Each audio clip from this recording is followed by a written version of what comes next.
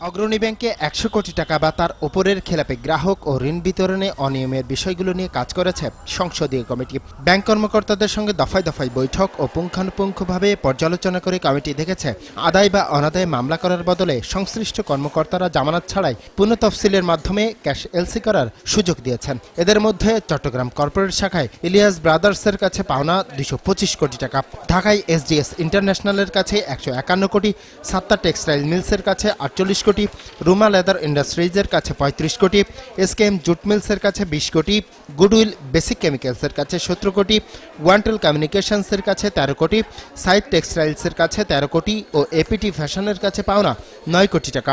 বাংলাদেশের সবগুলো রাষ্ট্রায়ত্ত ব্যাংকে একত্র করলে যত বড় হয় তার বহুত গুণ বড় হলো স্টেট ব্যাংক অফ ইন্ডিয়া। এরকম অনেক ব্যাংক ভারতে রাষ্ট্রায়ত্ত সেক্টরে। ইনফ্যাক্ট ভারতে মোট ব্যাংকিংয়ের ৬০% রাষ্ট্রায়ত্ত, ৪০% প্রাইভেট। বাংলাদেশে ৬০% প্রাইভেট, ৪০% হলো রাষ্ট্রায়ত্ত। উল্টা, তো সেই ভারতে কখনোই ভর্তুকি দিতে হয় না, বরং এই রাষ্ট্রায়ত্ত ব্যাংকগুলির থেকে যে মুনাফা হয় সেটি ভারতের যে বাজেট সেটাকে সমৃদ্ধ করে। তো বাংলাদেশে কেন হবে না? কারণ সরকার এখানে প্রয়োজনীয় ভূমিকা পালন করছেন না, তারাই এই লুটতরাজ করার ব্যাপারে সহায়তা করছে। কমিটি ১৫টি প্রতিষ্ঠানের তালিকাও করেছে যাদের মোট খেলাপি ঋণের পরিমাণ ২,৭৭৯ কোটি টাকা।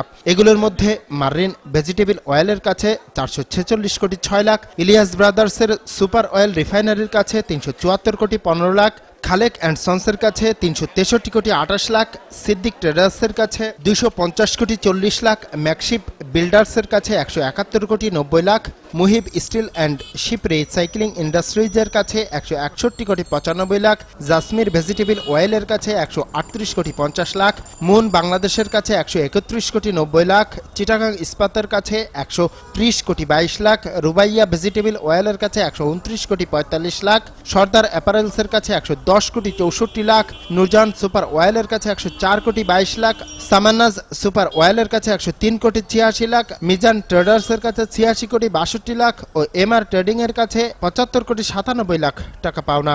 আদায়ের ক্ষেত্রে যেটি গুরুত্বপূর্ণ সেটি হলো যে স্বভাবজাত যে সমস্ত খেলাপি রয়েছেন এদের ঋণ অবলোপনের মাধ্যমে তাদেরকে আবার রেগুলার করে তাদেরকে আবার নতুন ঋণ দেবার যেন কোনো ক্ষেত্র প্রস্তুত না করা হয় সেদিকে লক্ষ্য রাখা।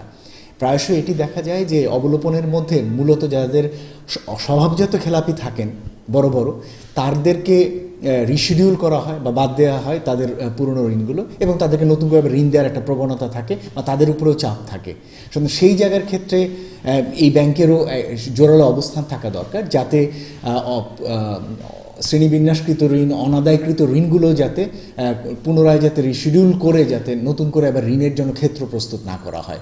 ঋণ বিতরণে অনিয়মে জড়িতদের বিরুদ্ধে ব্যবস্থা নিতে এবং পাওনা আদায়ের জন্য কিছু কিছু ক্ষেত্রে আদালতে না গিয়ে সমঝোতার চেষ্টা চালানোর সুপারিশ করা হয়েছে প্রতিবেদনে। কেউ কেউ সংস্কার করতে চাচ্ছেন। এদিকে অগ্রণী ব্যাংকের বর্তমানে ব্যবস্থাপনা পরিচালক শামসুল ইসলাম খেলাপি ঋণ কমিয়ে আনতে ১০০ দিনের একটি পরিকল্পনা নিয়েছেন, যার মেয়াদ শেষ হবে ডিসেম্বরে।